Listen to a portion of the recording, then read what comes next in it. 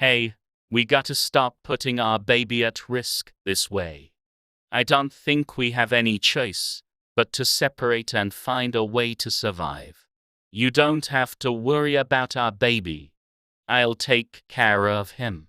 Ang-chil agreed with her, thinking they might have a better chance to survive. Ang-chil also thought that by being remarried to another guy, his wife would be able to live a better life.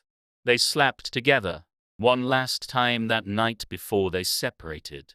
After they separated, Ang-chil was able to have an easy life. He was as lazy as he wanted to be, but he still had enough time to enjoy his life because he had nothing to take care like farms, yearly rents, debts, or a family. Moreover, he could find food to eat all over the places like pigs, dogs, chickens, and many others. He also didn't need money either, and everything was so easy for him. Police always kept an eye on Ang-chil. When a crime happened, they looked for him first. Actually, Ang-chil was an ex-convict. He was charged with gambling at first, then with several thefts after that.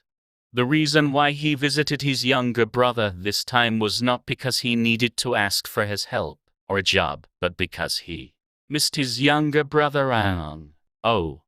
But something unexpected happened to him. It's weird for farmers not to harvest during harvest time. This was what happened to Ang, who was tending the Ang-jeoj rice field. He was 31 years old, and all villagers knew that he was one of the hard-working farmers. The thing was that it was already passing the harvest time, but he didn't even start reaping the rice there yet. This made villagers suspicious of Ang-chil as a rice thief there. Every time the rice field owner and Kim Champan, his creditor, came to Ang, they pressed him to harvest the rice in the Ang-jeoj rice field before it was too late. Remember, there's a debt you've got to pay. They pushed him. My wife is dying now. What is the use of harvesting to me? His response is the same all the time. Even though he's pretty busy taking care of his sick wife, he should have harvested to make money. Then, why did he resist harvesting? The guys who were working with Ang, as a tenant knew why. Ang, really worked hard from early morning to sunset. But there's nothing left for Ang, after harvest, because he had to pay rent to the owner and pay back his debt to the creditor. When going back home with empty hands, after paying a just amount, and when other tenants were watching him, he felt embarrassed rather than sad. He shedded tears after all. To make matters even worse, it was a poor harvest this year. Rice got damaged by an east wind and raining. Ang had no choice but to leave the rice field alone because the harvest was expected to be too small to pay the owner and the creditor. Ang-chil didn't mean to, but he made another mistake by trying to negotiate the yearly rent with the rice field owner for his younger brother, Ang. Ang-chil asked for lowering a yearly rent this year due to the poor harvest, but the owner said no. Ang-chil was upset, and he went on to ask that Ang should get paid for his work this year at least, or he'd set the rice field on fire. Actually, that was not a big deal for the owner because the Ang-jeoj rice field was just a small part of his big farming. But the owner didn't accept his suggestion because he was worried about the other tenants. If he agreed with Ang-chil, all other tenants would ask the same as Ang-chil did. Being ignored, Ang-chil got so angry that he slapped the owner across the face. In this situation, the incident happened in the Ang-jeoj rice field. Only good and healthy rice grains were stolen. Considerable amount of grains, which was estimated to be about 5 ma's, was stolen. Ang-chil became speechless after listening to what happened in the Ang-jeoj rice field this early morning.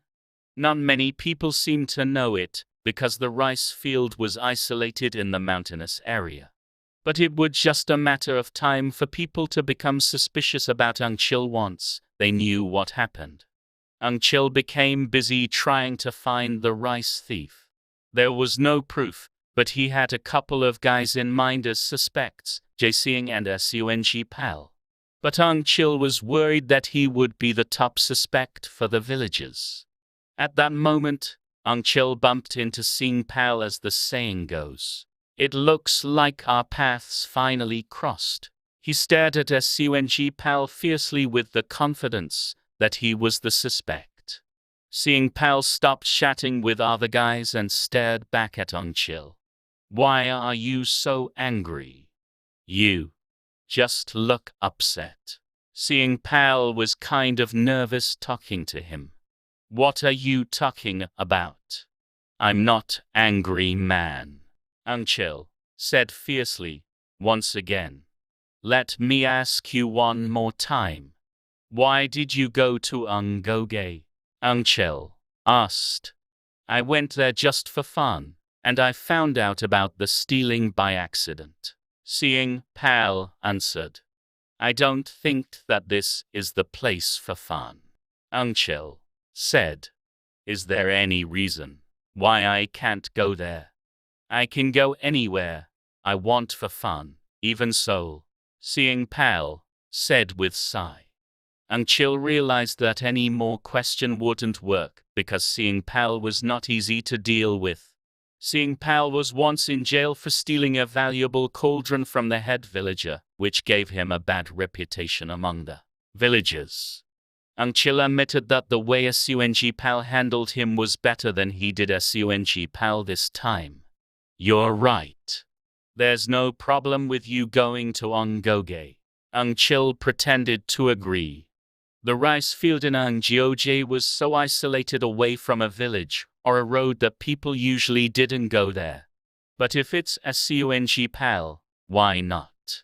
Seong Pal didn't say anything. But he took out a pack of cigarettes out of his pocket and gave one of them to Ang-chil. You want a smoke? Seong Pal asked. Seong Pal was shrewd. Ang-chil thought there must be a reason for Seong Pal to give him a free cigarette, but refusing his kindness was not good. Oh, cigarette, Ang-chil said. Do you have a match to light it with? Ang-chil asked.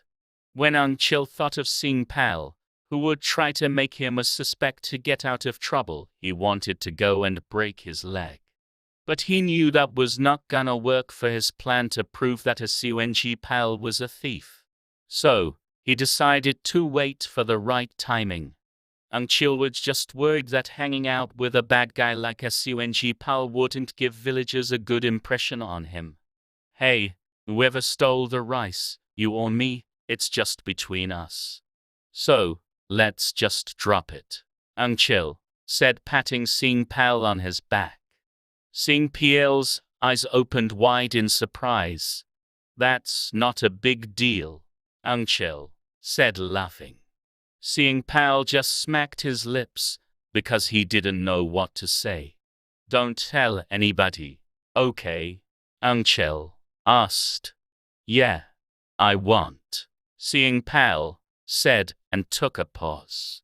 Then went on saying, I'm not gonna tell. Don't worry, man. Then, he turned around and went on his way. He looked back a couple of times before he reached the hill ahead. Ang-chil cussed at him, watching him walk away. He thought it didn't make sense at all that Seong Pal tried to put the blame on his friend, even though Seong Pal, he thought, was a thief. Anyway, Ang-chil took pity on his younger brother, because the stolen rice was the part of his work the whole year. Ang-chil thought how he could even trust people in the village. Ang-chil decided to wait until he could find the proof that he was the thief. After he spat, he went down the mountain. The suspect was not as good as a thief as Ang-chil. What kind of thief would take scissors to steal rice? The thief was just one of the novices who should steal sorghum or millet with scissors, which was easier and safer. If he was desperate for rice, he should have worked for a rich family as a farmhand, which would be a lot easier. Here's a plan for him. About more than 1 month would be enough for him to gain credit with the rich family. Then he'd get free clothes and free food. Then when time became past, just run away from the family with as much rice as he could carry. That's it. Simple. But what this dumbass had just done put the other farmer in trouble. Chil trembled from anger. A sneaky thief never stops until he gets a fortune. Chil planned to ambush the thief at night to catch him on the spot on Geoj rice field. He drank a bowl of mac gioli after finishing his meal and said, "It's autumn, and it tastes better." He washed his mouth with his fist and took out 3 pine mushrooms, and then gave them to the bar owner with bony hands. Her hands looked like a rake. "Here you are. Take them," Chil said. He paid for what he ate with the pine mushrooms.